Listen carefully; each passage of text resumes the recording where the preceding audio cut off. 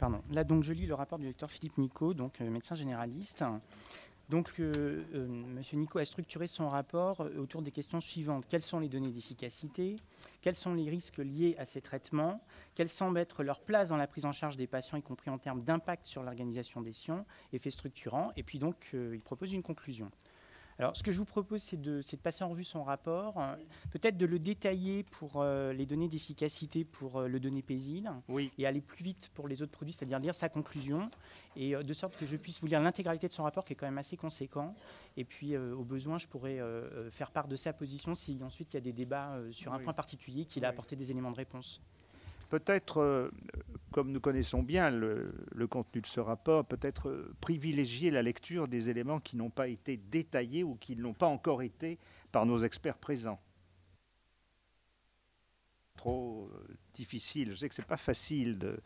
Bon, écoutez, lisez-nous le rapport. Pardon. Donc, dans un premier temps, il y a des remarques préliminaires où il passe en revue les données disponibles. Donc ça, je vais passer. Et donc, il donne son opinion sur le rapport Pintag du NICE. Donc ça peut être intéressant parce qu'on en a parlé, mais rapidement. Et je pense que ce rapport est tout de même important. Donc, le rapport Pintag a étudié 1843 publications, 21 études publiées depuis 2004, date du dernier rapport, remplissaient les critères d'inclusion, dont 4 méta-analyses et 17 essais contrôlés. 19 études concernaient le donépésil versus placebo, dont 5 nouvelles études, la dernière datant de 2008. 9 études concernaient la galantamine, dont 3 nouvelles études, la dernière datant de 2006. Et 7 concernaient la rivastigmine, dont 3 nouvelles études, la dernière de 2007. Et enfin, 2 études concernaient la mémantine, dont une nouvelle étude qui datait de 2007. Et enfin, 4 études ont comparé les produits entre eux. L'intérêt du rapport NICE réside dans la prise en compte des méta-analyses précédentes ainsi que des études les plus récentes. Alors, juste un mot, le rapport NICE, en vérité, a cherché les données nouvelles depuis 2004 et a fait la méta-analyse des données dans leur globalité quand c'était possible de le faire. Autrement dit, on a une vision des données d'efficacité et de tolérance tirées des essais cliniques depuis qu'il y a des études qui sont publiées. Le constat général fait par les auteurs est la mauvaise qualité méthodologique des études, notamment du fait des sorties d'études, l'absence importante d'analyse en intention de traiter. La durée de suivi de ces études n'a été au maximum que de 6 mois, ce qui rend toute extrapolation au-delà impossible. Il y a une absence de preuves sur les critères de jugement clés, comme la mortalité, l'institutionnalisation, l'impact sur le temps de prise en charge des soignants, la prescription d'antipsychotiques. Aucun des essais n'a d'analyse en sous-groupe sur la sévérité de la maladie, rendant impossible un avis individualisé sur les différents stades de la maladie.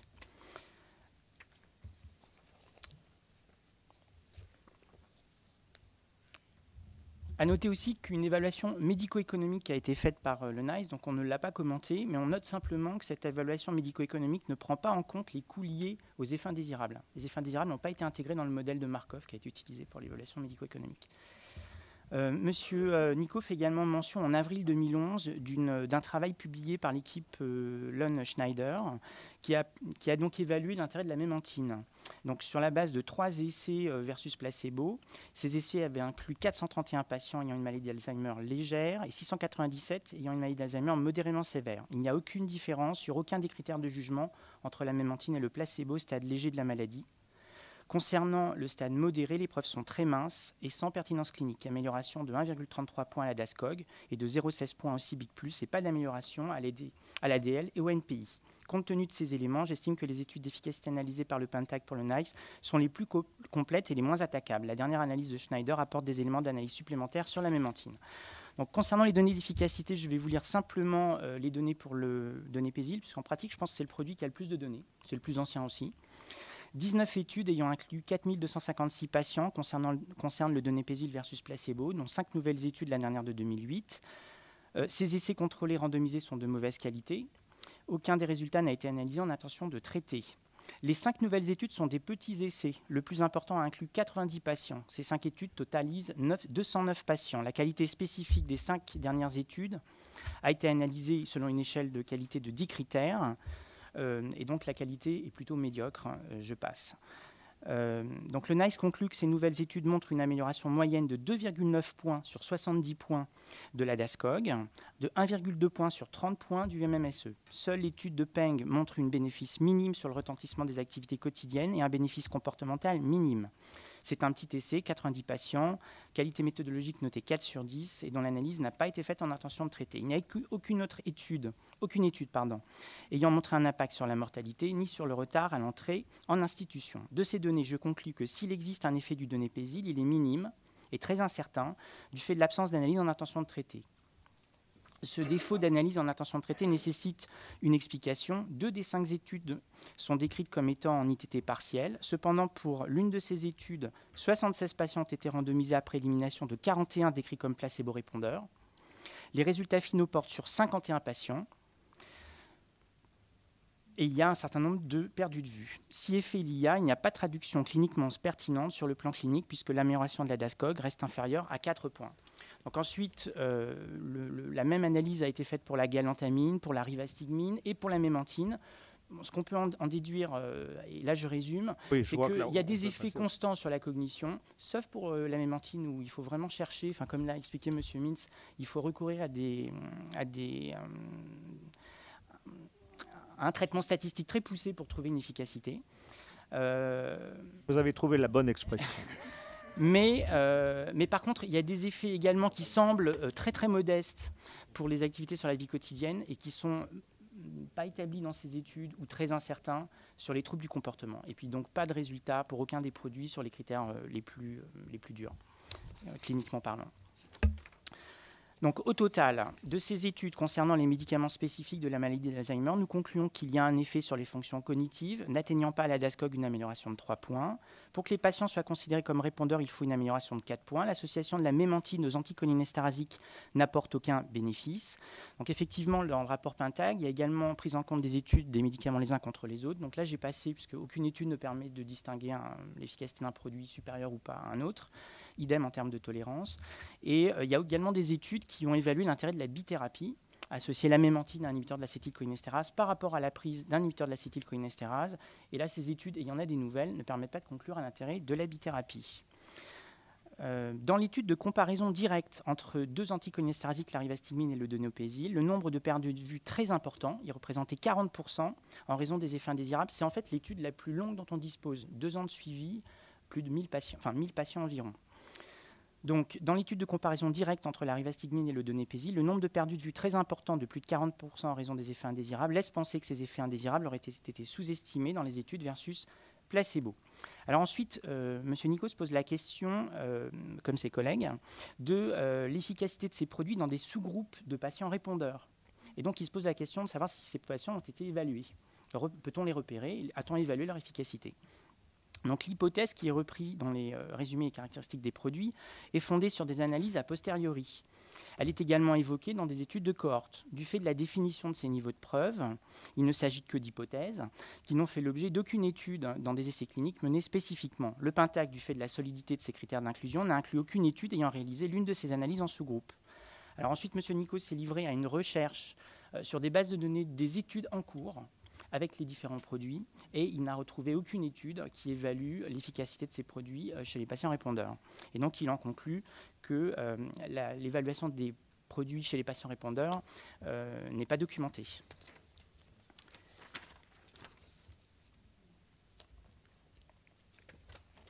Ensuite, M. Nicos pose la question de l'extrapolation à tous les patients déments des données des essais cliniques réalisés avec les médicaments spécifiques de la maladie d'Alzheimer. Donc là, je vais très vite, je reprends simplement sa conclusion. C'est un point majeur. Pas dans le fond du problème, là. Voilà, donc simplement, il rappelle qu'il y a un problème de transposabilité des résultats. Les patients, ça c'est bien connu, sont sélectionnés, ils ont des comorbidités majeures. Il y a des critères d'inclusion qui sélectionnent les patients. Il est difficile de préjuger de l'efficacité dans la vraie vie.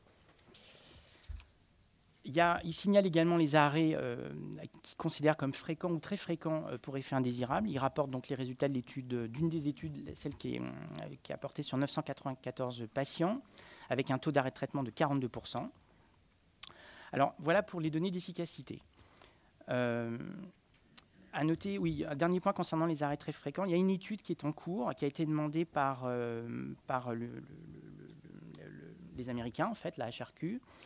et qui s'appuie sur une revue systématique de la littérature. On n'a pas les résultats. Non, c'est une étude en cours, mais qui teste justement, qui compare les produits en termes d'arrêt de traitement. Donc c'est un sujet quand même qui préoccupe. Et dans cette étude, l'hypothèse, c'est un taux d'arrêt de traitement prématuré pour les anticholinéstergiques de 30%, ce qui donne un ordre de grandeur de ce que l'on cherche à C'est l'information qu'il fallait avoir. D'accord.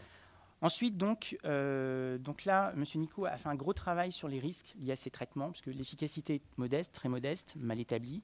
Du coup, la question des effets indésirables se pose tout à fait. Est-ce que vous pourriez choisir dans le rapport de M. Nicot ce qu'il y a de nouveau en termes d'effets indésirables? On va pas revenir, je pense, sur les troubles digestifs, mais peut-être parler de l'actualisation, en somme, depuis 2007, et en particulier dans le domaine cardiaque. Pour ensuite laisser un peu de temps pour le débat. Oui.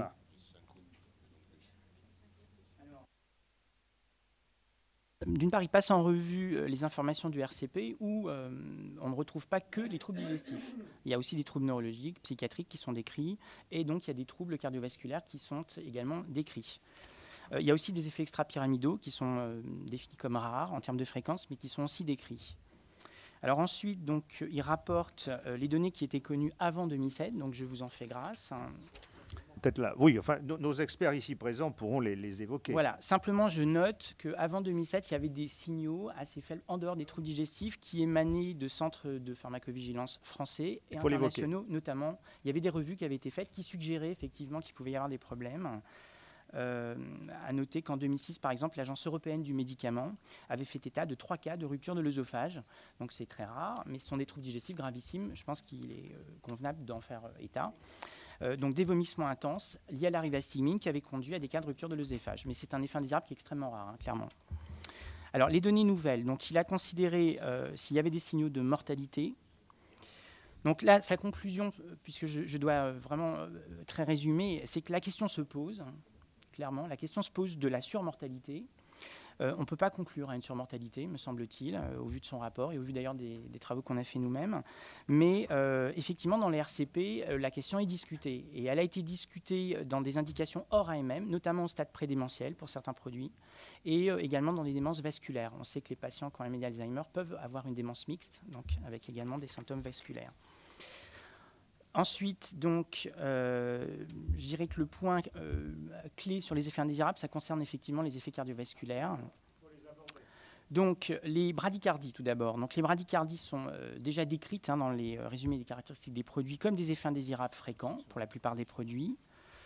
Donc, là, il fait état en 2007 de travaux publiés par le Centre régional de pharmacovigilance de Caen.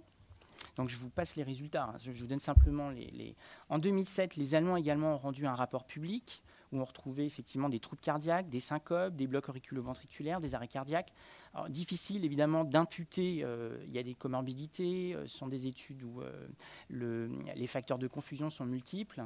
Donc il est toujours difficile de dire que c'est dû au médicament. Le médicament a probablement une part, on ne peut pas l'exclure. Quelle est sa part, c'est difficile de le dire. Alors ensuite, il y a 3 publications en 2009 qui sont rapportées. Donc il y a une étude de suivi de cohorte réalisée par l'équipe de Gilles. Donc c'est une étude qui a été publiée dans la revue Arcane Internal Medicine en 2009.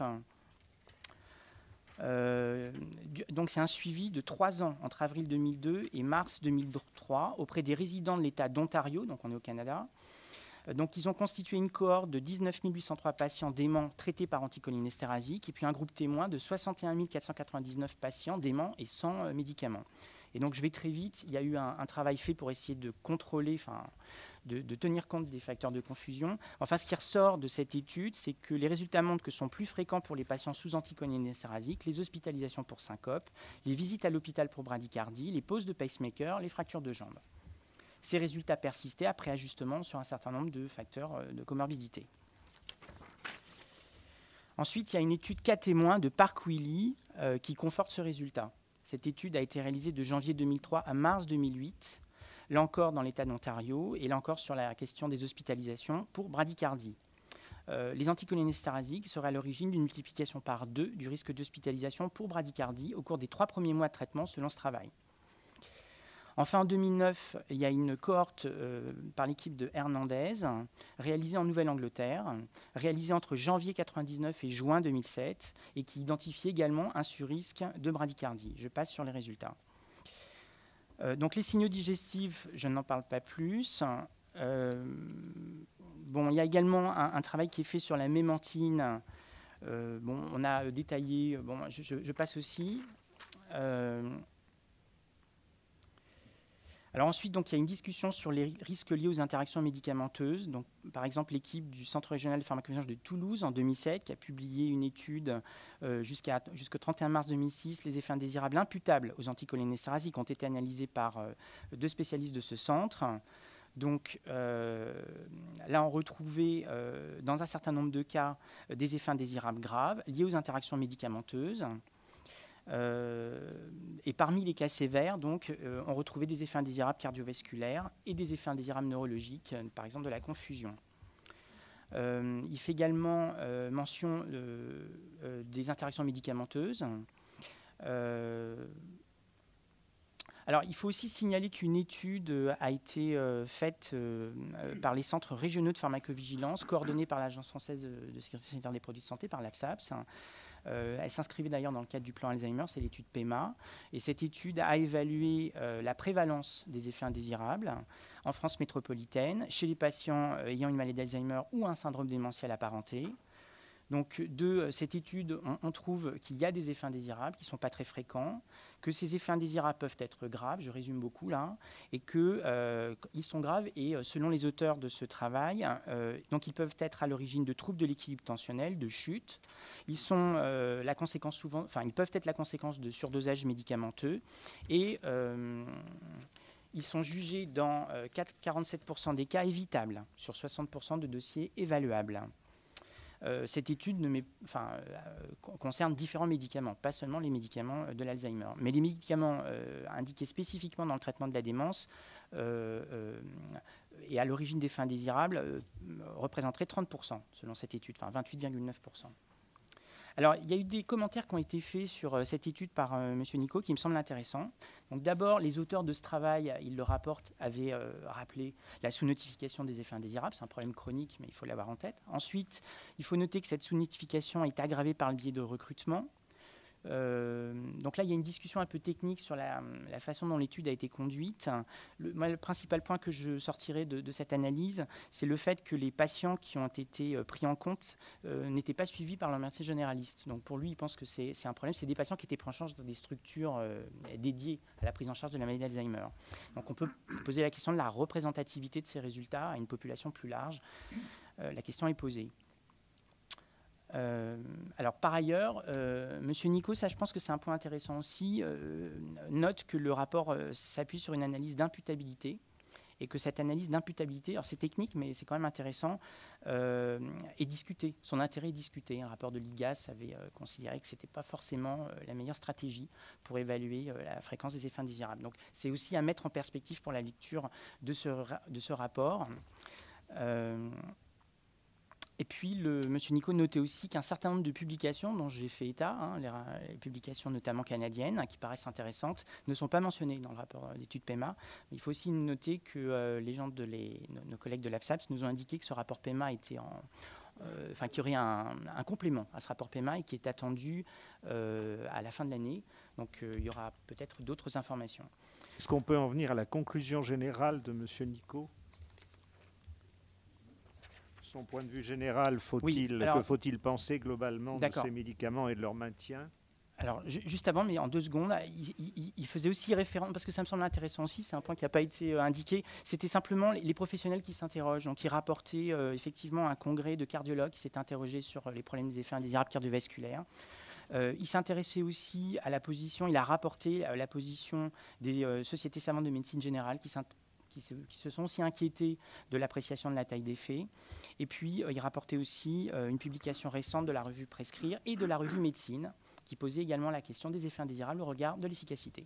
Donc, il voulait, je pense, mettre en avant le fait que les professionnels s'interrogent sur l'intérêt de ces produits. Quant à l'effet structurant, donc, il n'est pas mis en évidence dans les études solides dont on dispose. Alors maintenant, je lis sa conclusion. Donc, par rapport à 2007, il n'y a pas de données nouvelles de bonne qualité mettant en évidence des effets cliniquement pertinents de ces médicaments, c'est-à-dire qu'il n'y a pas d'efficacité constatée sur des critères de jugement majeurs, comme la mortalité ou le retard à l'entrée en institution, ou d'amélioration des fonctions cognitives supérieures au seuil des 4 points à la DASCOG. Des RCP font référence à des sous-groupes de patients répondeurs à partir d'analyses a posteriori. L'existence de ces sous-groupes ne constitue donc qu'une hypothèse, qui n'est actuellement pas confirmée par des études ad hoc. Et je n'ai trouvé aucun essai planifié allant dans ce sens. Il n'y a pas de données étayant solidement le caractère structuré de ces médicaments. Il n'y a pas de données solides montrant une amélioration de la qualité de vie des aidants.